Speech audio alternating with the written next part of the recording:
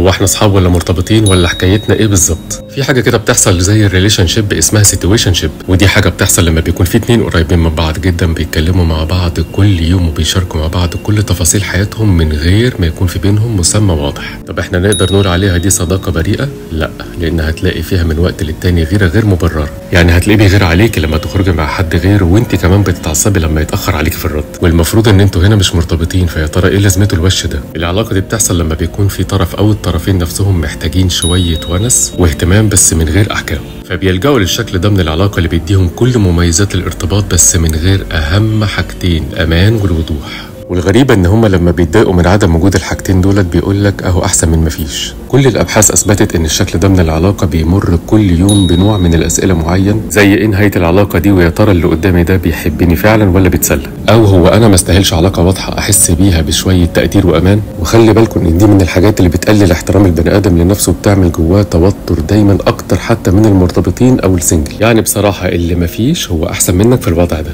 جامعة من الجامعات المحترمة عملت دراسة عن الموضوع ده ولقت ان هو بيوفر جزء كبير من الراحة والامان، بس مع الوقت بيستنفذ طاقتك وهيحسسك دايما ان انت واقف في مكانك وعمرك عمال يضيع. يعني من الاخر السيتويشن شيب بتكون جميله في فتره استهبال الاولانيه وبتكون دايما خفيفه ولذيذه، لكن لو طولت لازم تسال نفسك سؤال، هو انا فعلا مبسوط ولا خايف اكون لوحدي؟ اكتبوا لي اجاباتكم في الكومنتات، انا بقراها كلها. انا بعمل محتوى محترم يساعدنا كلنا في حاجات كتير في حياتنا، اعمل شير ويساعدني ان انا انشره. انا هيثم المعداوي، وان شاء الله هكون واحد من اشهر الناس في مصر. اشوفكم المره الجايه، مع السلامه.